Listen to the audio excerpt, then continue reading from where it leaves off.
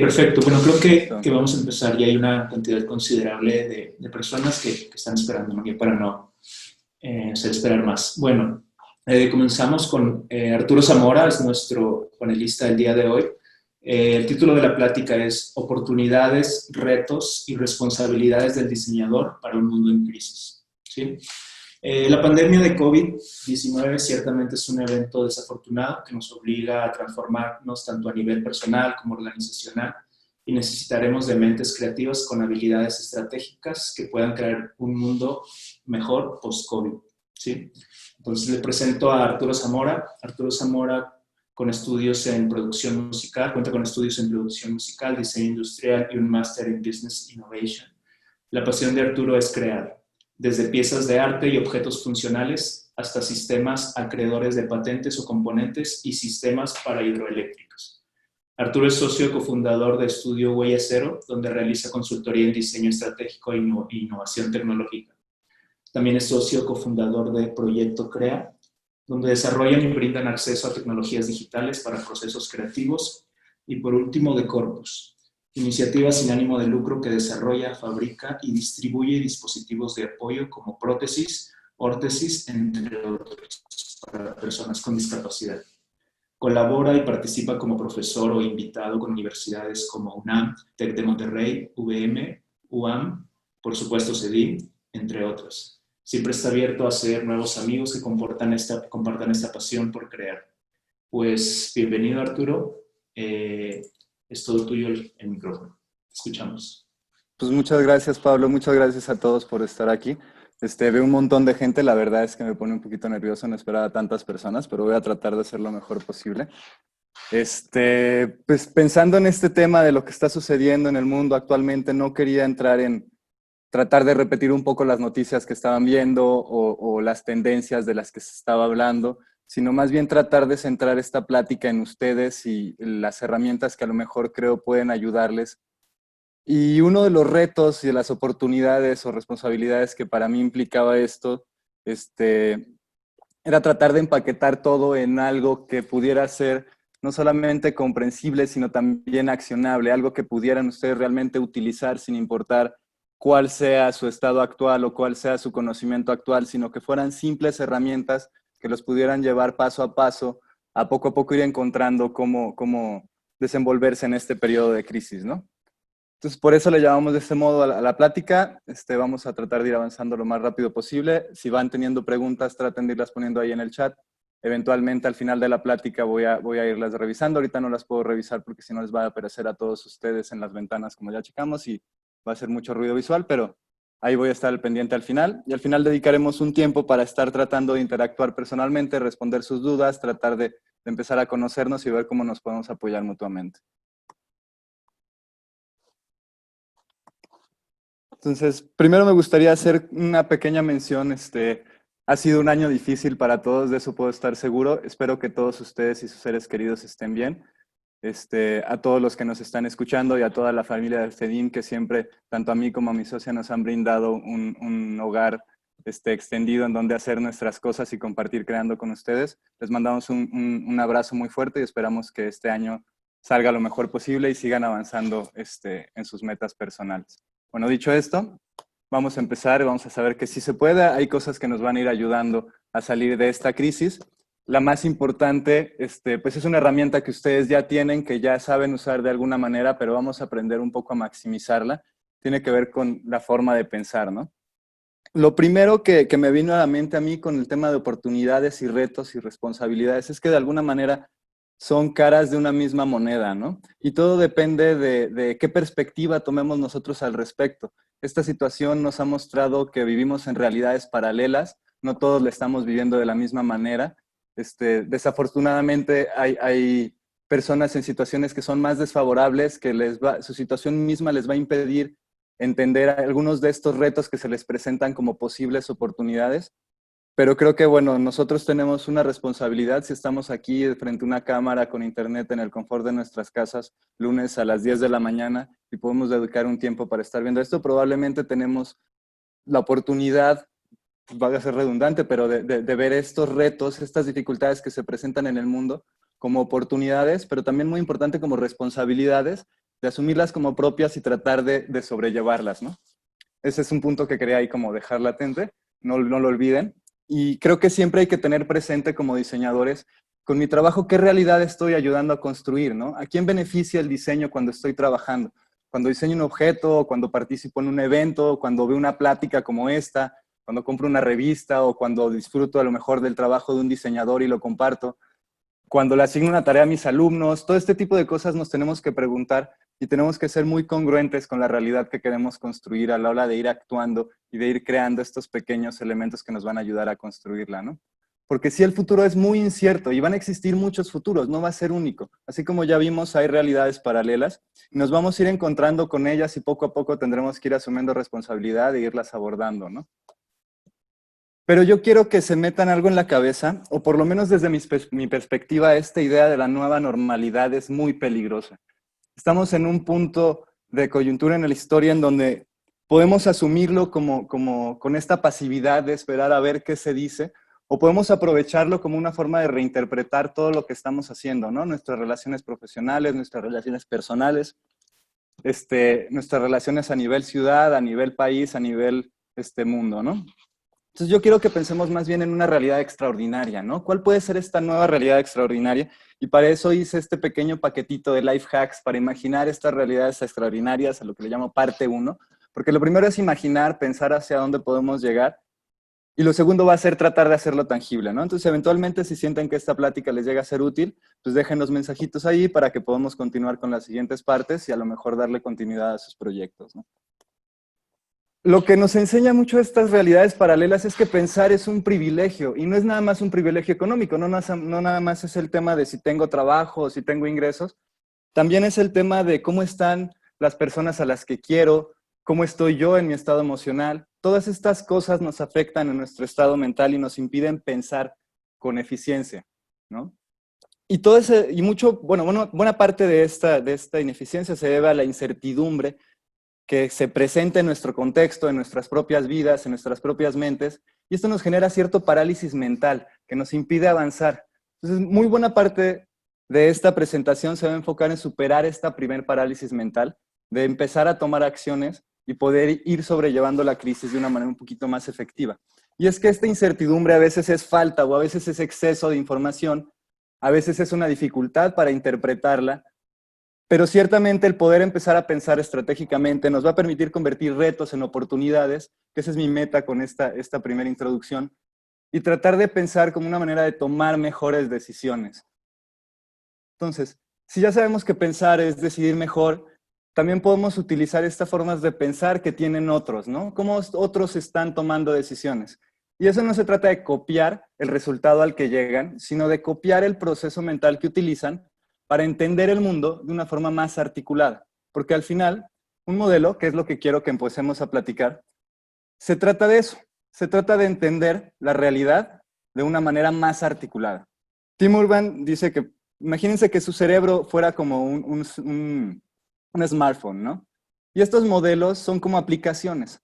Son formas en que el smartphone, en este caso su cerebro, articula la realidad y le da sentido para poder hacer algo útil con ella, ¿no? Entonces, lo primero que yo pensaría que tenemos que hacer como un diseñador en crisis es cuidarnos a nosotros mismos. Así como un salvavidas, si nosotros no estamos bien, no podemos proteger a los demás. Entonces, en cierto punto hay que ser egoístas y hay que asegurarnos de que nosotros estamos bien primero, ¿no? Y una parte que nosotros tal vez estamos tratando de entender es dónde encajo como profesional, ¿no? Y a veces dejamos que el mercado sea el que nos guíe. ¿Dónde encuentro trabajo? ¿O qué clases me están dando? ¿O qué tipo de proyectos me empiezan a llegar?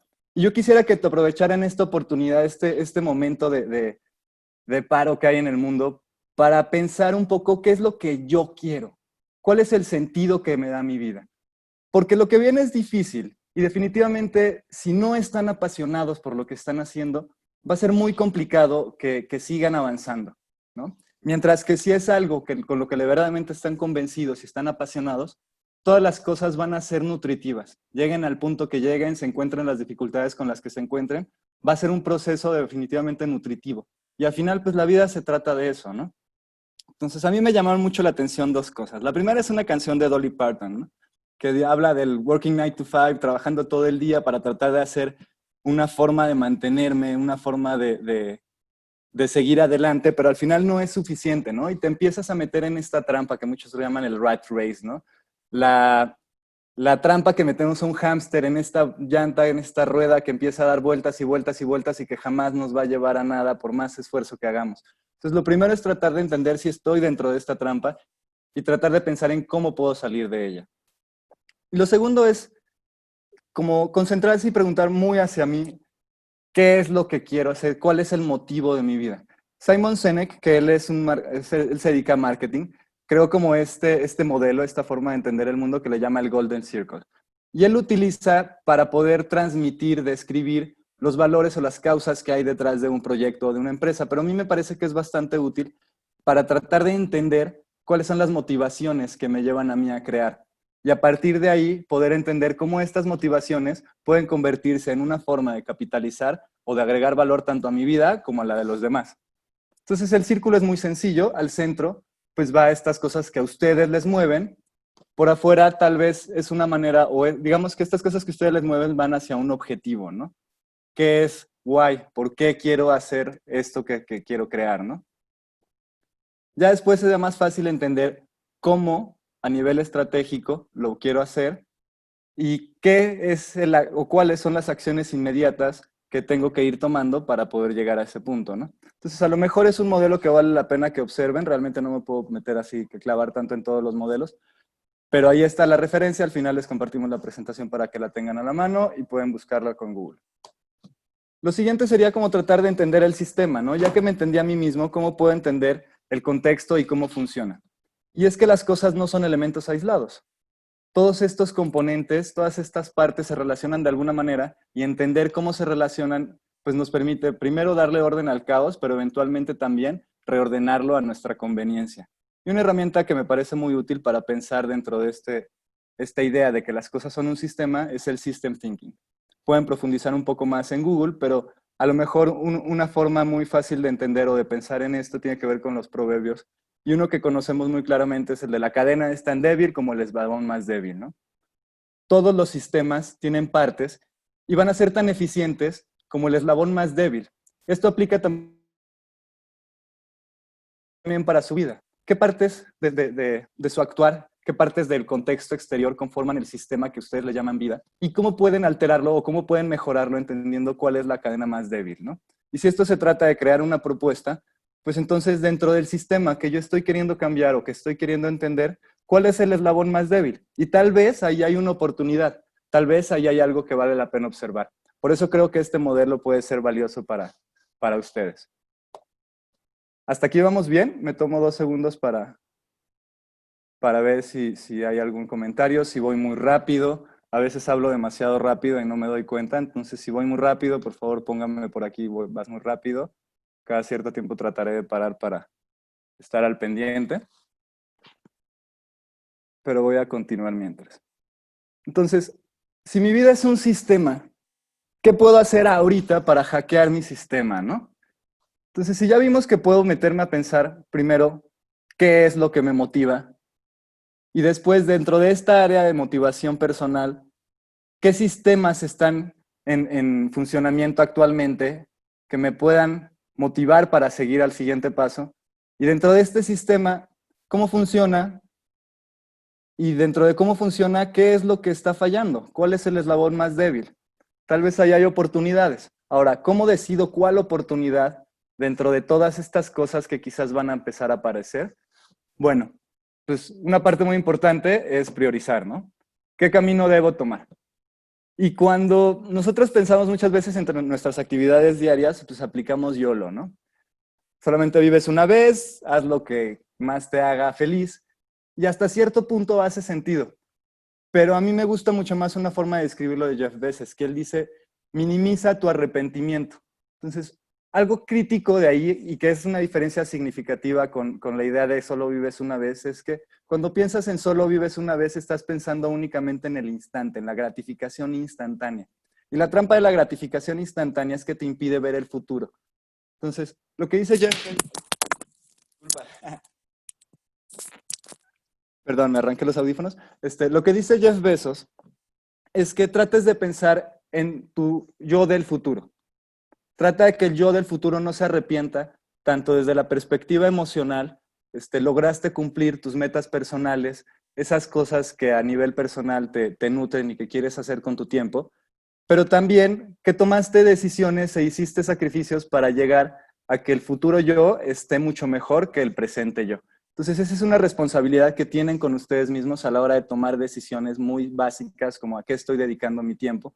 Y no quiero que tampoco entren como en una crisis de cuarentena de, tengo que salir de la cuarentena siendo experto en esto o en el otro, porque tampoco se trata de eso.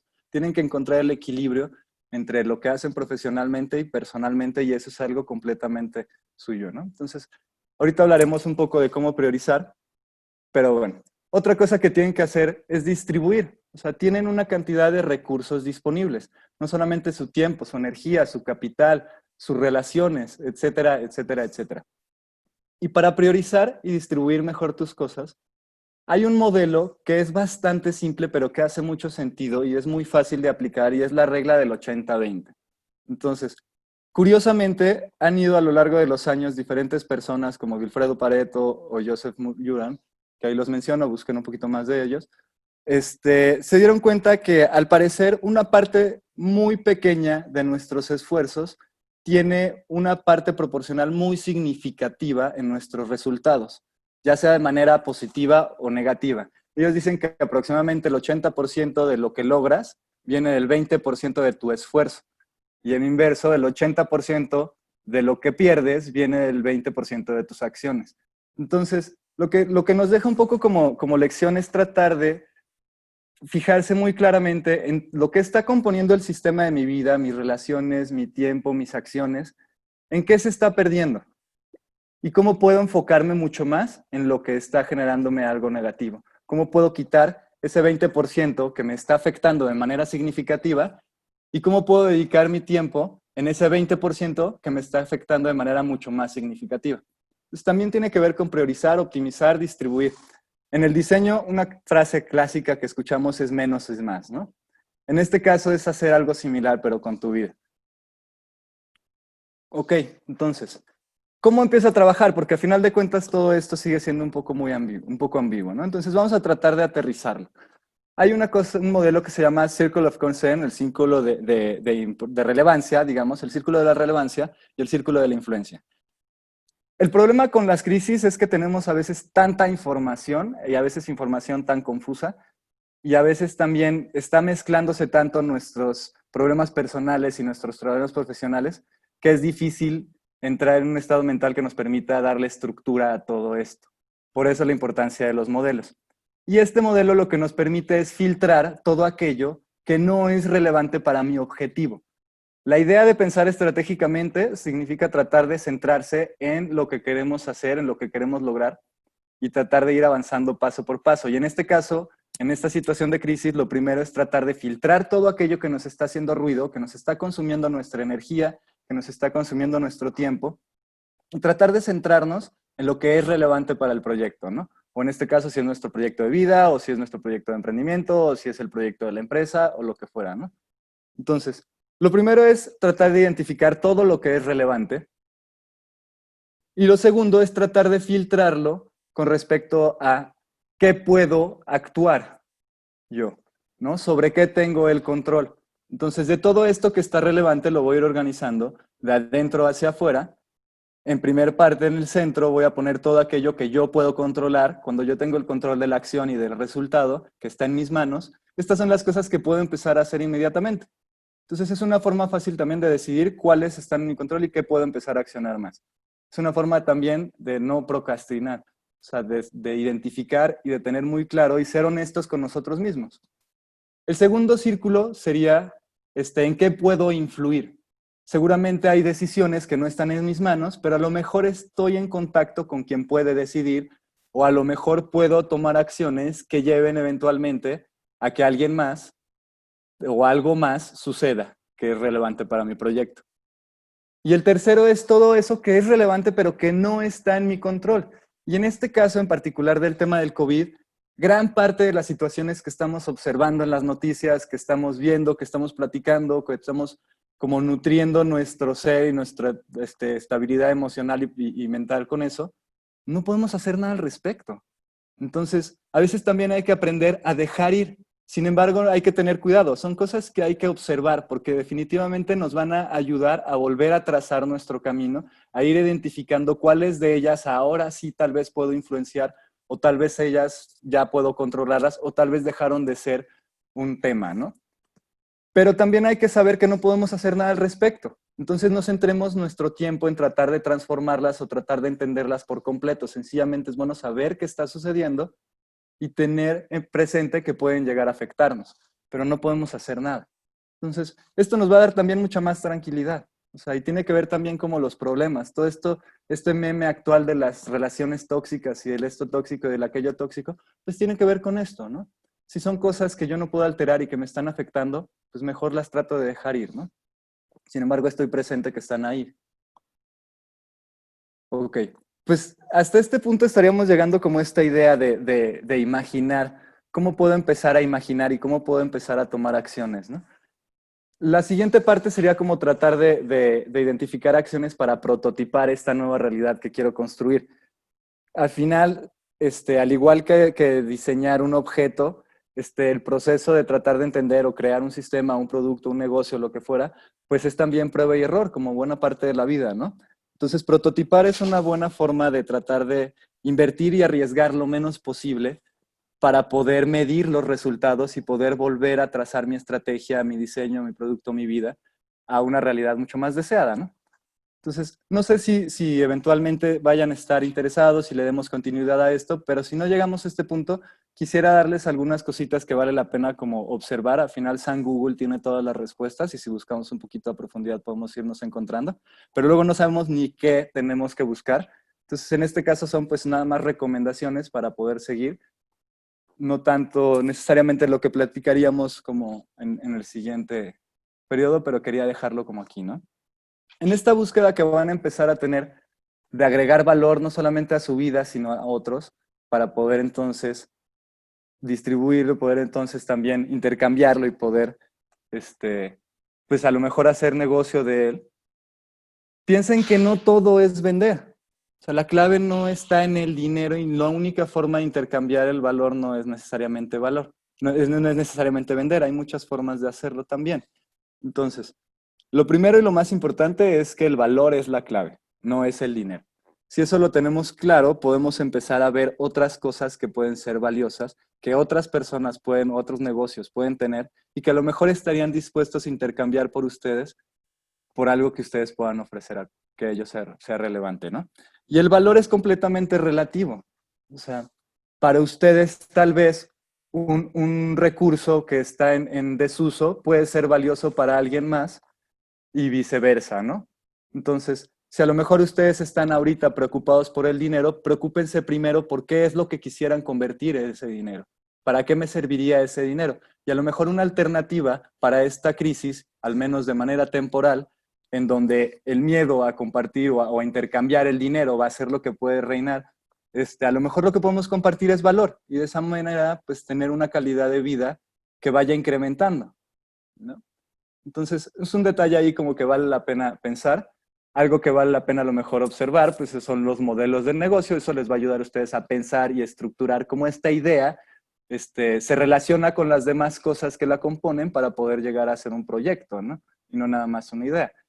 Cómo llego a los clientes, cómo fijo precios, cómo se relacionan mis canales para llegar de mi recurso a mi producto, a mi cliente, etcétera, etcétera, ¿no? Y pues obviamente pues buscan Google, modelos de negocio y seguramente se encuentran algo, ¿no? Pero otra cosa que nos hace luego mucho ruido a los diseñadores es cómo cobrar. Y creo que un gap que estamos dejando ahí, porque generalmente lo observamos en cuál es la fórmula para presupuestar, yo lo diría más de ese modo, nos olvidamos que hay muchas formas de intercambiar este valor. Entonces, una cosa interesante que valdría pena para que ustedes observaran serían los modelos de monetización. O sea, hay cosas que se pueden vender, hay cosas que se pueden rentar, hay cosas que son gratis, pero que a final de cuentas están obteniendo valor de otro lado. Y son cosas que hay que preguntarse. ¿Puedo aplicar este modelo al valor que yo puedo ofrecer?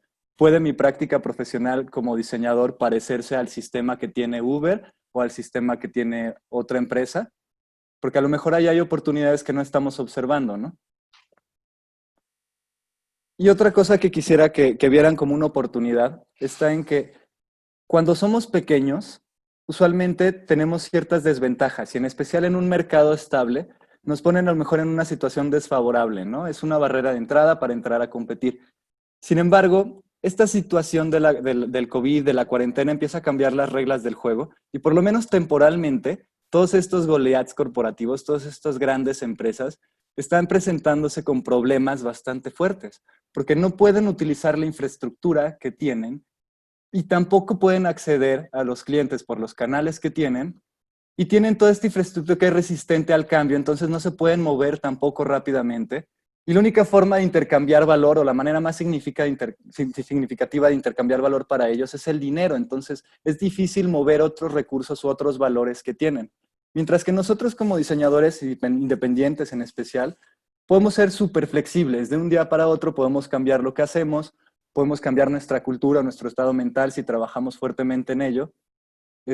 Podemos trabajar y aprovechando tecnologías que están mucho más presentes y mucho más disponibles actualmente, al nivel de un diseñador independiente, podemos empezar a equiparnos y podemos entrar a hacer productos altamente personalizados, podemos entrar con manufactura digital o utilizando herramientas de diseño paramétrico, o a lo mejor empezando a automatizar procesos en nuestra tienda, en nuestra atención al cliente, en la forma como diseñamos, etcétera. Y es que el tema está también en que si no automatizamos nosotros nuestros propios procesos, alguien más lo va a hacer por nosotros. Y ciertamente uno de los retos más significativos que vamos a tener a partir de ahora es hacer nuestro trabajo relevante más allá de la repetición del proceso, porque eso lo van a poder automatizar muy rápidamente. Y aunque pensemos que el proceso creativo no es automatizable, muchos ejemplos nos han mostrado que hasta cierto punto lo es. Hay profesiones que no pensaban que fueran a ser automatizadas tan rápidamente como por ejemplo los abogados y ya existen inteligencias artificiales ganando casos y así como hay muchos otros casos, ejemplos. Y es una situación que si lo vemos desde cierta perspectiva, lo que hablábamos de hay realidades paralelas, pues nos puede dar miedo porque nos va a quitar el trabajo, ¿no? Pero si lo vemos como una oportunidad y nos preparamos para ella, pues nos puede dar la oportunidad de que nos quiten el trabajo, pero no el salario, que trabajen por nosotros. Si somos dueños de estas partes que automatizamos, pues definitivamente ahí hay una oportunidad, ¿no? Entonces es otro tema que hay que ver. Y es una oportunidad también para ser mucho más humano, definitivamente escuchar y atender las necesidades de todo lo que tiene que ver con mi proyecto de personal, de vida o de negocio. Van a ser unas de las herramientas más importantes, no solamente para ser contratados, sino para tener éxito en cualquier proyecto. Entonces, ahorita que estamos lejos todos unos de los otros, ¿cómo puedo escuchar a los demás y cómo puedo obtener muchísimos datos, a lo mejor de un mercado que quiero entender o de un grupo de personas o qué opinión tienen sobre determinado concepto, etcétera? Una herramienta útil a lo mejor que pueden empezar a observar se llama social listening. Esto nos permite automatizar procesos que están pendientes en Internet de ciertas palabras clave y nos permite observar y filtrar todo eso que existe en lo que es relevante para nosotros. Entonces, puede ser una herramienta útil. Vale la pena que busquen en Google a lo mejor un poquito más al respecto. Y otro tema, y tiene que ver con tendencia o fenómeno que se está dando y que ahorita se vuelve mucho más relevante, es el tema de las economías circulares. Trabajar local, pero no solamente trabajar local, sino trabajar de manera simbiótica, pensando en cómo a los demás, hablando esto de los valores, cómo por ejemplo otras empresas u otras personas pueden tener recursos que para mí son útiles y cómo puedo yo también ceder ciertos recursos que para ellos son útiles y encontremos una forma de que este sistema de relaciones pues nos permita ser mucho más sostenibles. Y estas son ventajas competitivas a la hora de tratar de operar o a la hora de tratar de vivir un poco mejor, ¿no? Y son a lo mejor intercambios muy básicos que parten sencillamente de escucharse los unos a los otros. Es dedicarnos un poquito de tiempo, aprovechar a lo mejor que tenemos estas plataformas para comunicarnos y hacer un esfuerzo por ver qué es lo que está pasando cerca de mí y cómo puedo aprovecharlo. Porque ciertamente esta situación del COVID no es lo único que nos va a presentar barreras y no es lo único que nos va a separar. Entonces tenemos que hacer muchos esfuerzos y creo que uno de los retos principales va a ser unirnos, ¿no? Pero también ahí hay muchas oportunidades.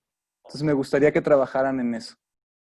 Y pues bueno, si les gusta, si les interesa, ahí nos mandan un mensajito y vemos cómo podemos continuar. Definitivamente ahorita sus comentarios van a ser críticos para entender si esto es útil o no y de qué manera necesita mejorar para ofrecerles también a ustedes un mejor contenido. De mi parte tienen toda la voluntad para apoyarlos.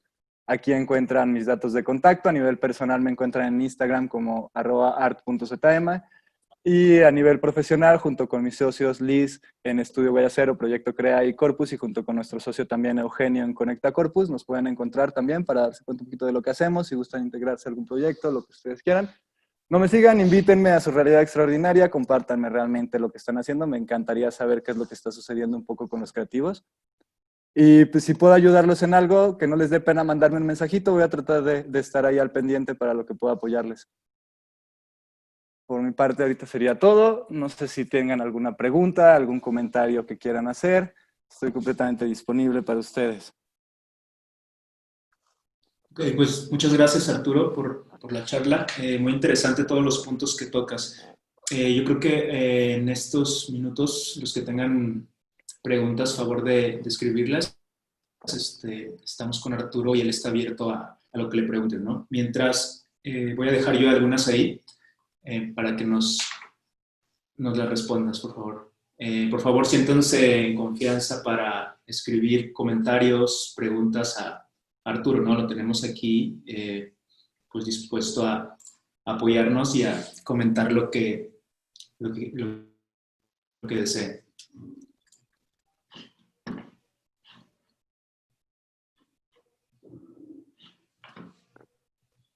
No sé si las quieres tú ir viendo y leyendo, Arturo. Ok, aquí nos pregunta Iván, ¿cuáles sugieres que sean las etapas de proyecto para cobrar a un cliente en el diseño de un producto?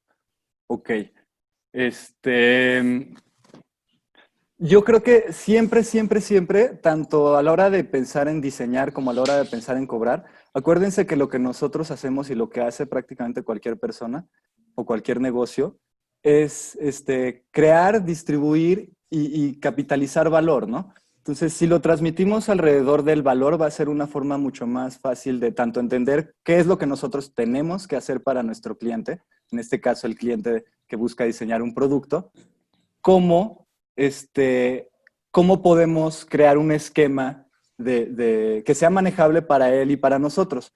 Desafortunadamente, a diferencia de a lo mejor otras profesiones, el diseño es muy complicado pensar en un tabulador, como si fuera, por decir algo, ir a que te hagan el mantenimiento de tu carro, por decir algo, ¿no? O comprar un componente específico, que hay una referencia muy clara en el mercado en cuanto a lo que cuesta y la calidad esperada.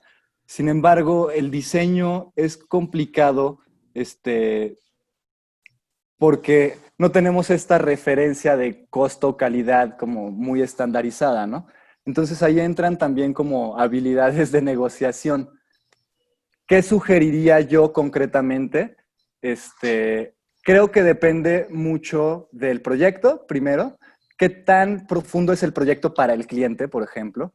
Eso nos ayuda también a pensar en qué tanto tenemos que profundizar nosotros y qué tantas etapas puedo dividir. No es lo mismo un producto que busca lanzarse a nivel internacional, como el producto principal, o a lo mejor ya estoy haciendo un elemento que va a ir para, no sé, una cajita feliz de solamente la región México, o a lo mejor ya estoy haciendo algo para un promocional, para un evento. Entonces las escalas influyen también en las etapas que yo puedo o debo incluso dividir y la profundidad que debe tener mi proyecto. Sin embargo, pensando en qué modelos puede llegar a aplicar, pues modelos lo más común que generalmente estamos como compartiendo a través de la academia es el design thinking. No es el único.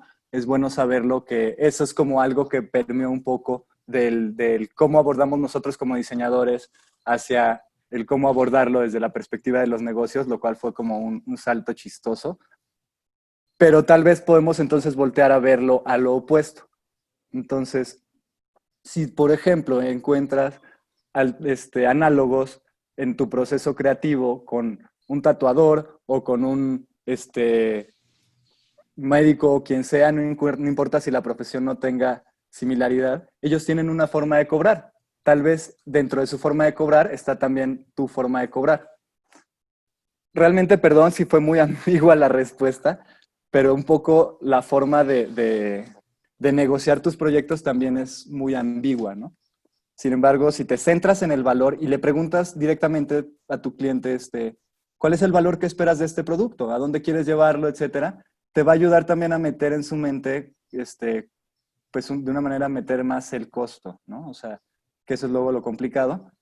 Y también de hacer más claro la necesidad de hacer ciertas etapas que a veces es difícil negociar con el cliente. El cliente quiere resultado, pero no quiere la investigación, por decir algo, ¿no?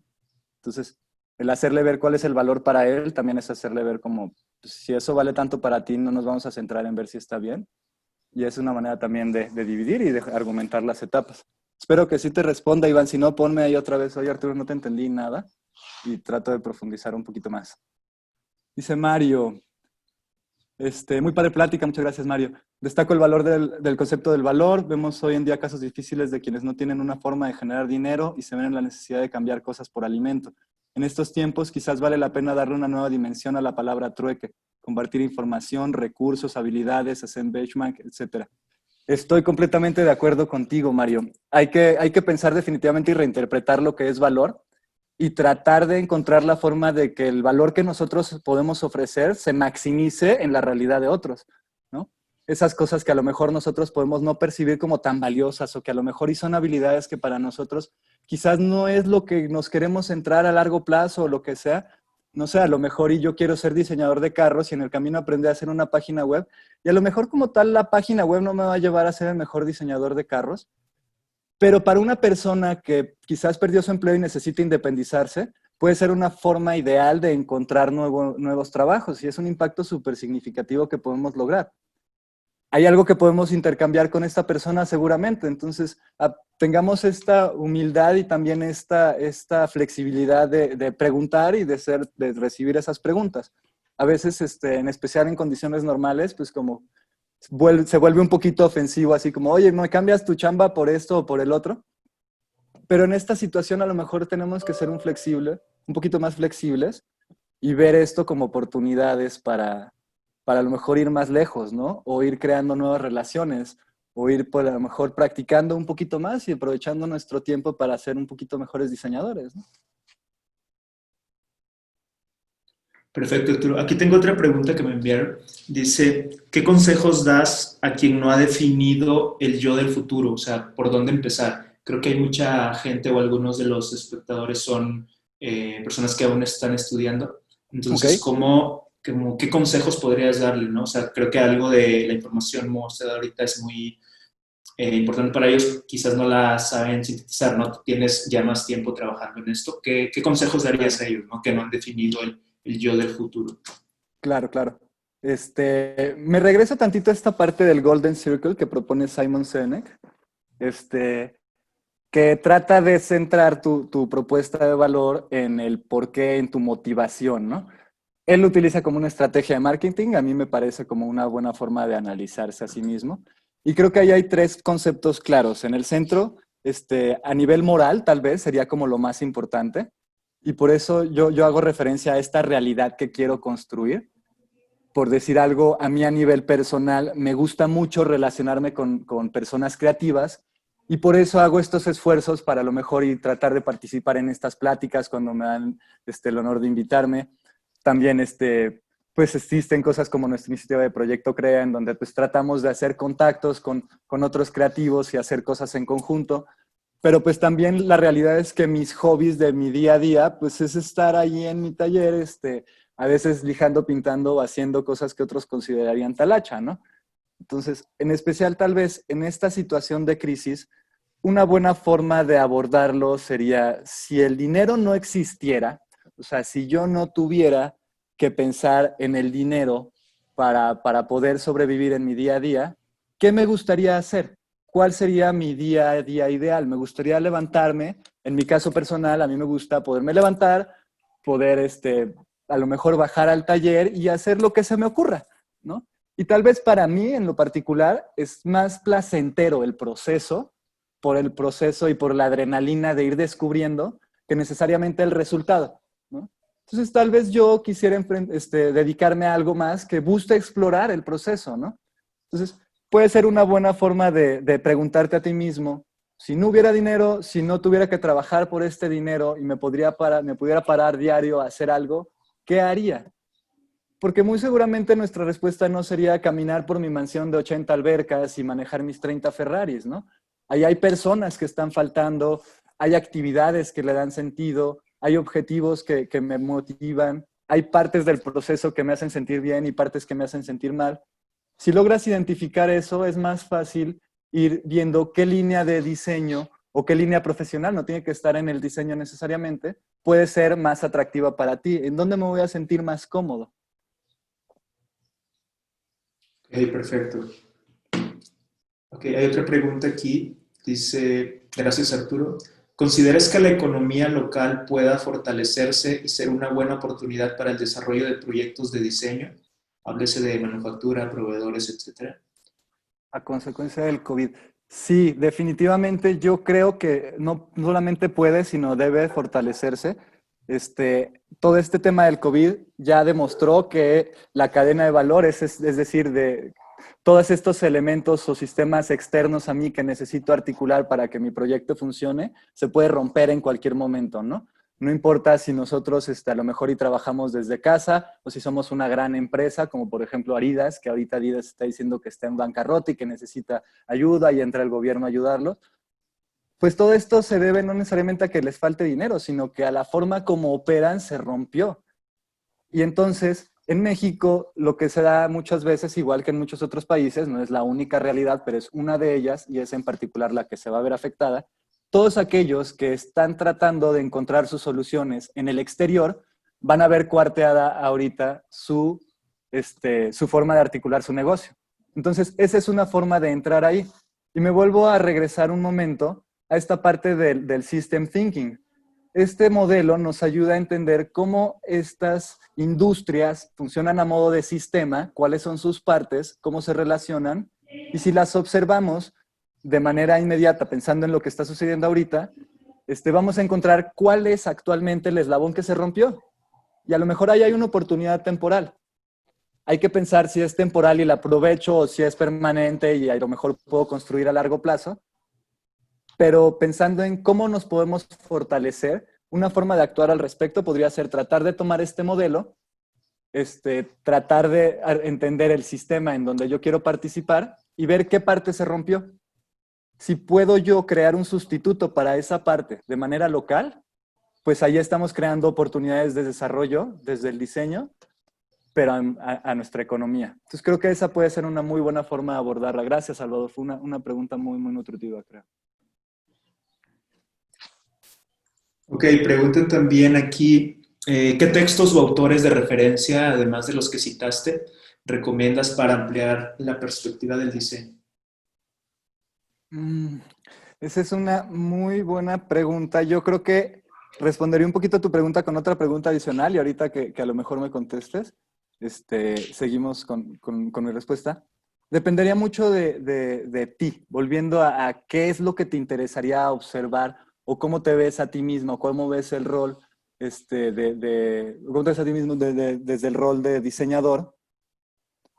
A lo mejor es más fácil como ver desde mi propia experiencia personal, porque obviamente pues yo no conozco todo y lo poco que pueda llegar a conocer, a lo mejor que me pueda llamar la atención desde esa parte, pues con mucho gusto lo puedo compartir. Yo creo que algo que nos ayudaría, eso sí definitivamente, antes de que me contestes ya como tus intereses personales, algo que nos funcionaría a todos, no importa lo que seamos, es leer y meternos en cosas que no tienen nada que ver con nuestra profesión. Y ahí nos vamos a ir encontrando con otras cosas que podemos ir aplicando o que nos pueden ir nutriendo, nos pueden ir ayudando a entender mejor el mundo y que eventualmente nuestro trabajo profesional y nuestra propia mente nos va a ayudar a entender cómo articularlo para mejorar nuestro trabajo. Creo que lo mejor, si queremos como explorar y ampliar nuestra perspectiva, tal vez la mejor opción es no vernos a nosotros mismos como diseñadores, ¿no? Como personas con talentos, ¿qué otra cosa podríamos hacer si no somos diseñadores? A lo mejor ahí hay otras oportunidades padres de combinar lo que nos gusta y a lo mejor ahí hay una forma de diferenciarnos también en el mercado.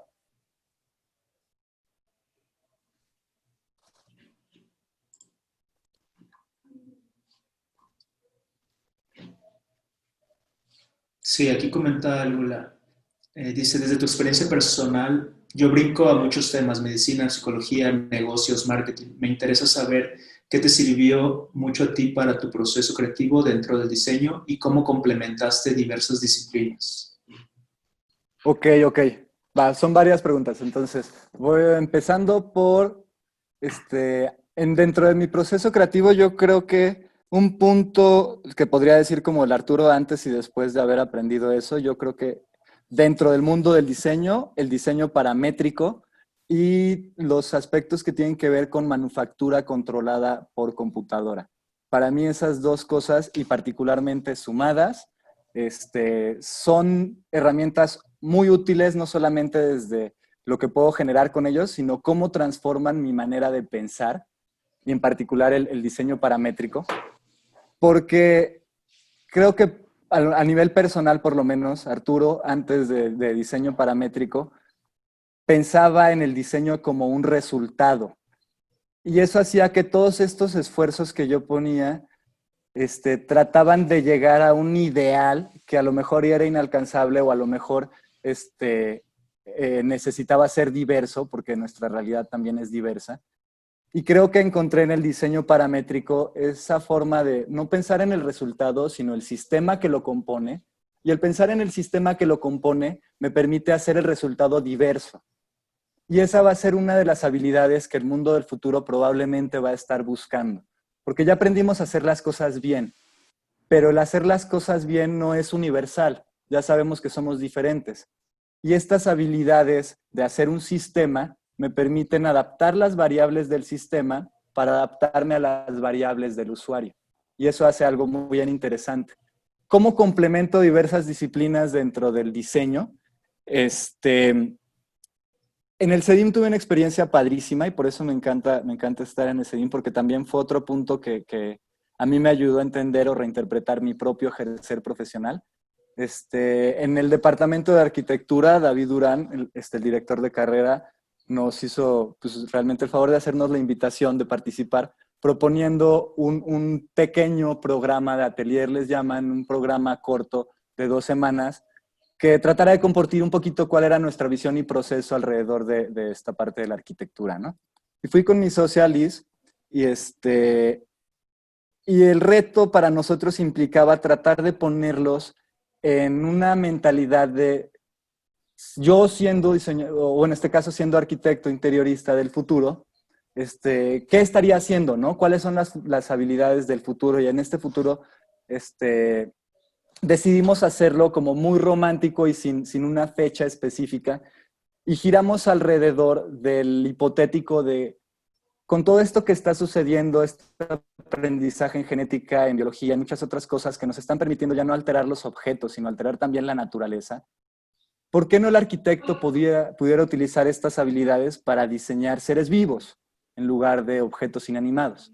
¿Y qué habilidades necesitarían tener estos alumnos para poder eventualmente llegar a ese punto, ¿no?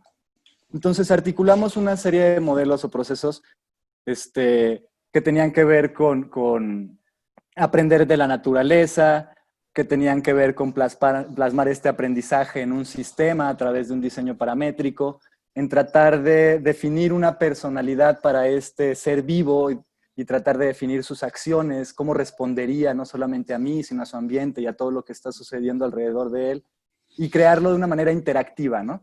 Entonces, pues era como una onda muy práctica y muy dinámica desde nuestra perspectiva. Pero a mí me ayudó mucho la parte, a mí me encanta la música y cuando inicialmente quería yo estudiar música, dedicarme a la música, estudié producción musical y la realidad es que muy pronto me di cuenta que yo no tenía el talento para dedicarme a la música como lo hacían, por ejemplo, mis compañeros de bandas, otras cosas. Y también tuve que ser humilde y encontrar otra pasión en crear, y ahí me encontré el diseño y esto como que también me abrió las puertas. Pero para mí este proyecto de Parasity que hicimos en el CEDIM con los alumnos fue una forma también de integrar esta parte musical, pues el parásito reaccionaba con la música, reaccionaba con los sonidos, y entonces era una forma de interactuar con esta música desde mi proceso de diseñador o de este proceso de arquitecto, desde mi rol también en este caso como profesor, y de transmitir también un poquito mi pasión por ambas cosas y de dejarlo ahí para ver qué pasaba, ¿no? Y para mí fue sorprendente, fue un grupo maravilloso. Bueno, los 3 grupos que hemos tenido ahí han sido fantásticos. Pero para mí fue un parteaguas, ¿no? Entonces, ese fue como un poquito, para mí, una de las cosas en donde más pude disfrutar la aplicación de estas cosas y la integración de diferentes disciplinas. Ok, perfecto. Muchas gracias, Arturo. ¿Alguien más quiere hacer una última pregunta para finalizar, pero aprovechar que está Arturo con nosotros? No sé.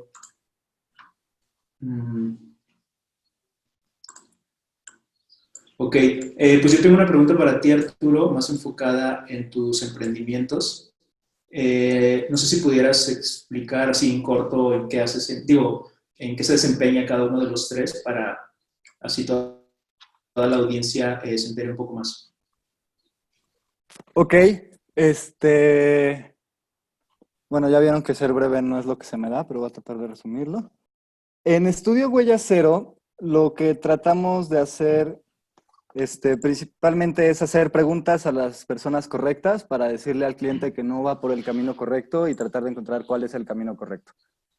De una manera simplificada, eso es lo que hacemos. Utilizamos mucho de estas herramientas y herramientas tradicionales de diseño y prototipado, modelado, etcétera, etcétera, para hacer tangible los descubrimientos que vamos encontrando en este proceso.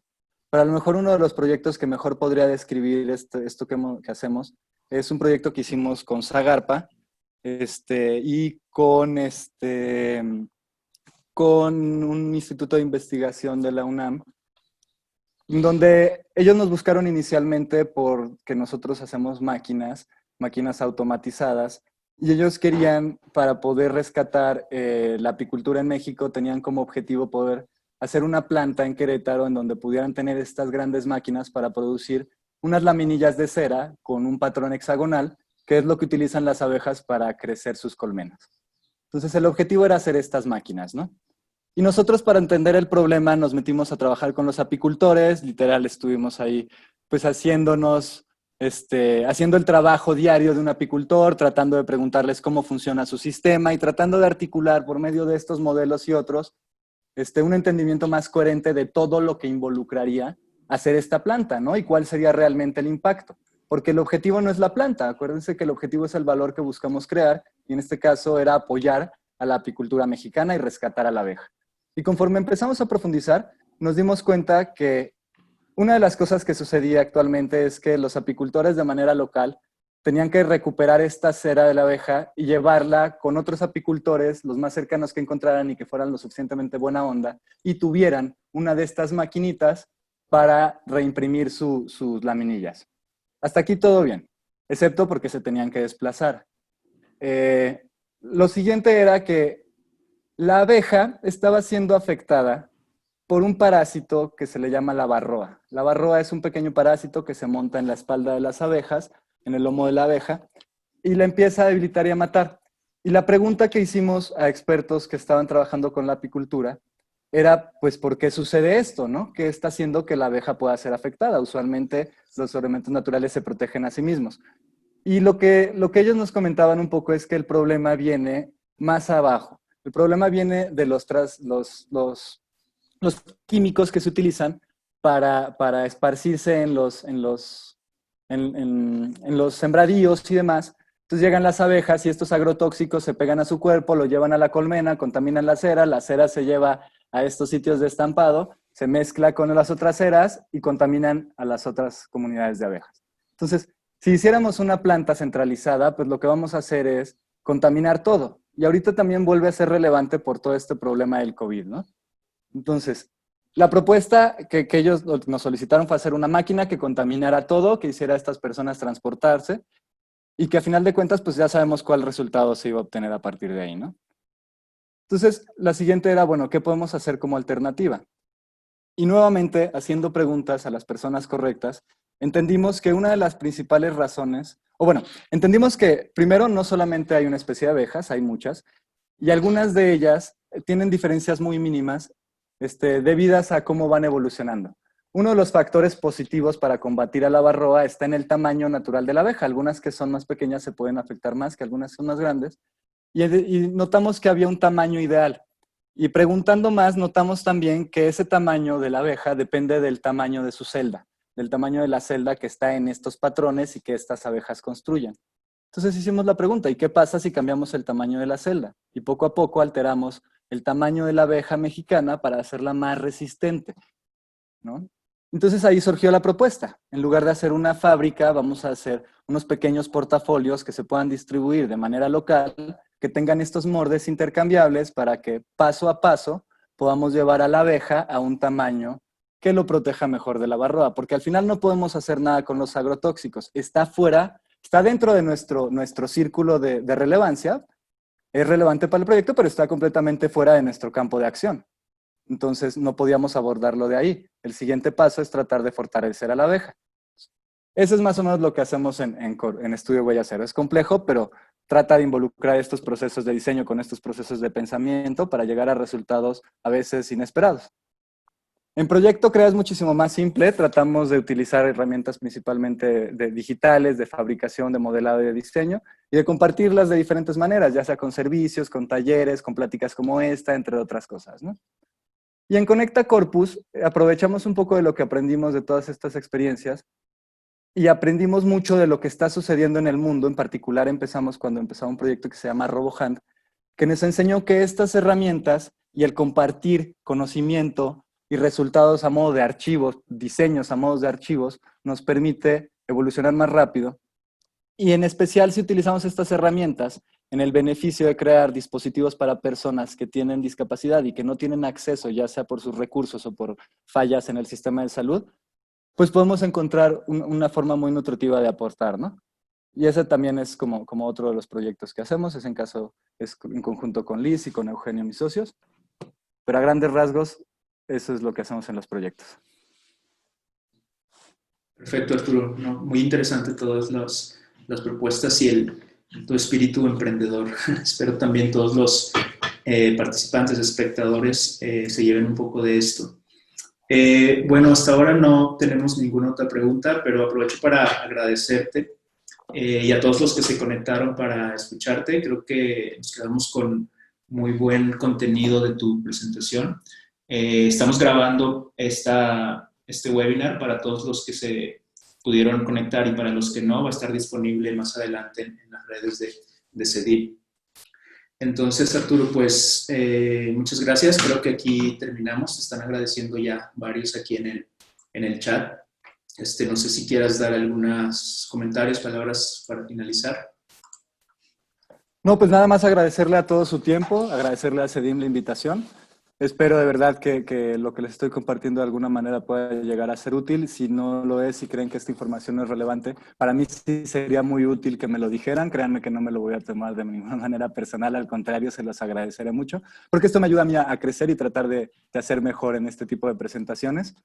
Pues sin más, les deseo que todos estén muy seguros, que todas sus familias y sus seres queridos estén seguros, y espero que nos podamos ver muy pronto de manera física y presencial y podamos crear en conjunto.